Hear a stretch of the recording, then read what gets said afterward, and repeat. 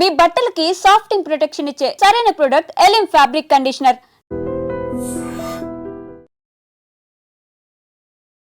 బీచ్కి వెళ్తున్నారా? అయితే జర జాగ్రత్త. ఏంటి, బీచ్ సరదాలో మునిగిపోతే అలలలో కొట్టుకుపోయే ప్రమాదాలు ఇప్పటి వరకు మనం చూసాం. కానీ ఇప్పుడు అంతర్వేది బీచ్లో అలజడి నెలకొంది. అప్పటి వరకు బీచ్లో సరదాగా ఆడుకున్న చిన్నారులు ఒక్కసారిగా ఏడుపు మొదలుపెట్టారు. వారిని చూసేటప్పటికీ తీవ్ర అస్వస్థతకు గురయ్యారు. ఒంటి నిండా గాయాలు కనిపించాయి, అవి కాలినట్టు. అయితే ఒక్కసారిగా తల్లిదండ్రులు ఎవరికి ఏమీ అర్థం కాలేదు. ఇప్పటి వరకు బీచ్లో ఆడుకున్న పిల్లలు ఒక్కసారిగా ఇంతలా ఏడుస్తున్నారేంటి, వారి ఒంటిపైన గాయాలు ఎలా వచ్చాయని అందరూ ఆశ్చర్యపోయారు. ఇమీడియట్గా స్థానికంగా ఉన్న పాలకొల్లు హాస్పిటల్కు తీసుకెళ్తే వైద్యులు ఆ పిల్లల్ని చూసి చికిత్స అందించిన తర్వాత అది జెల్లీ ఫిష్ లాగా పోలి ఉండేటటువంటి ఒక చేప రకం. ఈ అరుదైన చేపలు ఇప్పుడు వాతావరణ మార్పుల వల్ల బీచ్ల్లోనికి వస్తూ ఉన్నాయి. దానివల్ల ప్రమాదం ఏంటంటే చిన్నవాళ్ళైనా పెద్దవాళ్ళైనా ఆ జెల్లీ ఫిష్ ఆకారంలో ఉండేటటువంటి ఇది జూయిట్స్ అంటారు వీటిని. ఇది కూడా ఒక చిన్న ఫిష్ ఆకారంలో ఉంటుంది. చూడటానికి అది పూర్తిగా మెత్తగా జెల్లీలా అనిపిస్తుంది, కానీ దాని లోపల కూడా ఒక బౌల్ లాగా కనిపిస్తుంది. ఒక బుడగ ఆకారంలో ఉంటుంది. దాని లోపల ఉండే ముళ్ళులు కావచ్చు, ఆ జెల్ కూడా మన శరీరానికి తగిలితే ఇమీడియట్గా ఒక గాయం అనేది ఏర్పడుతుంది. విపరీతమైన మంట పుడుతుంది. ఆ ఫిష్ ఆకారంలో ఉండే ఈ జెల్లీ ఫిష్ ఆకారంలో ఉండే జూయిట్స్ వల్ల దాని ముళ్ళులు గుచ్చుకోవడం వల్ల కూడా ఇమీడియట్గా మనకి కాలిన గాయంలాగా అది కనిపిస్తూ ఉంటుంది. విపరీతమైన మంట పుడుతూ ఉంటుంది అని వైద్యులు ఇమీడియట్గా చెప్పేటప్పటికి అప్పుడు అర్థమైంది. అయితే ఇవి ఇంతకుముందు మన వైపు బీచెస్లో అంతగా ఉండేవి కాదు, కానీ ఇప్పుడు వాతావరణ మార్పుల వల్ల ఇప్పుడు ఈ జెల్లీ ఫిష్ను పోలేటటువంటి అరుదైన చేప రకం జూయిట్స్ మన బీచ్ల్లో కూడా వస్తూ ఉన్నాయి. పిల్లలైనా పెద్దలైనా ఎవరైనా కూడా ముందు బీచ్ లోపలికి వెళ్ళేటప్పుడు కాస్త సరదాగా అక్కడ ఉన్నటువంటి వాతావరణాన్ని ఆహ్లాదంగా ఆనందించడంతో పాటు ఇలాంటి చిన్న నాలెడ్జ్ కూడా మీరు తీసుకోవాల్సిన అవసరం ఉంది అని చెప్తున్నారు.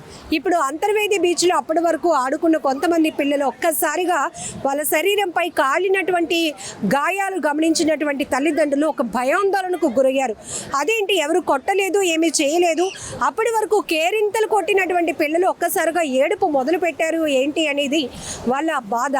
ఇమీడియట్గా ట్రీట్మెంట్ కోసం వైద్యుల దగ్గరికి తీసుకువెళ్తే డాక్టర్ గారు ఎలాంటి ఇన్ఫర్మేషన్ ఇస్తున్నారో కూడా మనం చూద్దాం. సో అయితే డాక్టర్ చెప్తుంది ఏంటంటే వాతావరణంలో మార్పుల వల్ల ఈ జెల్లీ ఫిష్ అరుదైన రకాలు ఏవైతే ఉంటాయో ఇవి ఎక్కువగా సముద్రంలో ఉంటాయి. ఎక్కువగా నాచు ఫామ్ అయ్యేటటువంటి ప్రదేశాలు ఏవైతే ఉంటాయి మనం గమనించాం.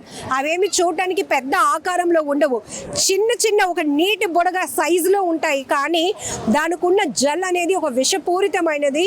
అది అత్యంత ప్రమాదకరం కాదు, కానీ ఇమీడియట్గా పిల్లలైతే మాత్రం దాని బాధను తట్టుకోలేరు. అది ఒంటి మీద ఒక గాయంలాగా అది ఎక్కడైతే శరీరంపై పాకుతూ ఉంటుందో ఆ ప్రాంతం అంతా ఇమీడియట్గా ఒక గాయంలాగా కనిపిస్తూ ఉంటుంది. కాసేపటికి అది ఒక కాలిన గాయంగా మారిపోతూ ఉంటుంది. ఆ స్కిన్ పైన అది డార్క్నెస్గా ఫామ్ అవ్వడమే కాదు, దాని నుంచి వచ్చేటటువంటి నొప్పి పిల్లలు కాదు కదా పెద్దలు కూడా భరించలేని విధంగా ఉంటుంది. కాబట్టి ఈ నాలెడ్జ్ అనేది ప్రతి ఒక్కరూ తెలుసుకోవాల్సిన అవసరం ఉంది అని చెప్తున్నారు.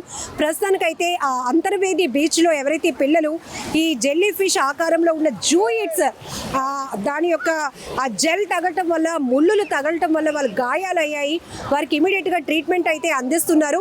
ఇంకొకటి కూడా డాక్టర్ గారు చెప్తున్నారు, ఇమీడియట్గా అలా మీరు ఏదైనా గుర్తిస్తే కనుక ఆ సీ వాటర్ బీచ్ వాటర్తోనే ఆ గాయం పైన ఇమీడియట్గా కడిగినట్టయితే అదేదైతే జెల్ నుంచి రిలీజ్ చేసే ఒక లిక్విడ్ ఉంటుందో ఒక ద్రవం, దాని నుంచి రిలీఫ్ అవుతారు. అది గాయంలాగా ఫామ్ అవ్వకుండా దాని పెయిన్ అంటే దాని తాలూకా ఈ పాయిజన్ ఏదైతే ఆ లక్షణాలు ఉంటాయో అది ఇమీడియట్గా మనకి శరీరం పైన ఫామ్ అయిపోవడానికి అవ్వకుండా అవకాశం ఉంటుంది అనేది కూడా డాక్టర్ గారు చెప్తున్నారు.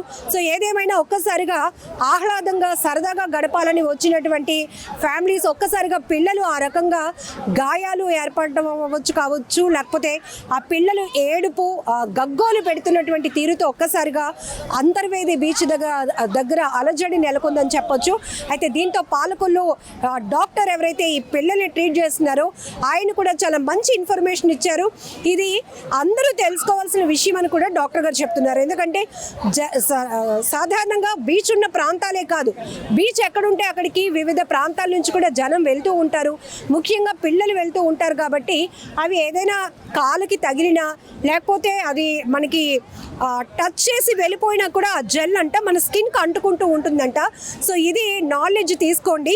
ఇమీడియట్గా అలాంటి పరిస్థితి ఎప్పుడైనా ఉంటే కనుక సీ వాటర్తోని ఇమీడియట్గా దాన్ని క్లీన్ చేస్తే కనుక కొంత రిలీఫ్ కూడా ఉంటుంది అని చెప్తున్నారు. సో ఇదైతే మాత్రం అందరికీ చాలా యూస్ఫుల్ ఇన్ఫర్మేషన్. సో ఇప్పుడు మనం చూస్తున్నాము ఇక్కడ బీచ్లో ఎంతమంది పర్యాటకులు వస్తూ ఉంటారంటే మనకి ఈ నాచు ఉన్న ప్రాంతాలు కాస్త ప్రమాదకరమైన తెలిసినప్పటికీ కూడా అవుట్ ఆఫ్ కంట్రోల్. సో ఇలాంటి ఈ జెల్లీ ఫిష్లు కావచ్చు, లేకపోతే ఇలా కొన్ని అరుదైన రకాలు చేప రకాలు కూడా ఎక్కువగా మనకి ఈ ఏదైతే పెద్ద పెద్ద రాళ్ళు నాచు కట్టి ఉంటాయో వాటి దగ్గర ఉంటాయి.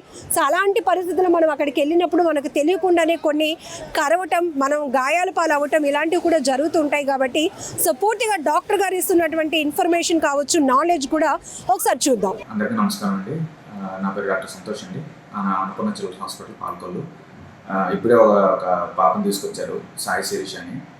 తనకి అంతర్వేది బీచ్లోకి వెళ్తే జెల్లీ ఫిష్ ఉంటాయి కదా మనకి ట్రాన్స్పరెంట్గా ఉండేవి, అవి వాటర్లో ఉన్నప్పుడు దిగినప్పుడు అవి వాటిని తినికి కుట్టడం, లేదంటే జనరల్ జెల్లీ ఫిష్ మనకి అటాచ్ అయిపోతాయి.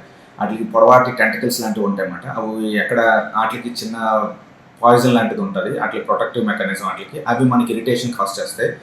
ఇప్పుడు ఈ పిల్లకి ఏమైందంటే అవి టెంటికల్స్ ఎక్కడెక్కడ పాకాయో అక్కడంతా కూడా రెడ్డిష్ మార్క్స్ లాగా వచ్చేసాయి అన్నమాట. కాకపోతే మనకి జనరల్గా మన వైపు అరుదు.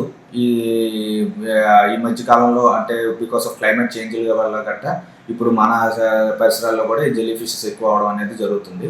సో జనరల్గా భయపడే అవసరం అయితే లేదు.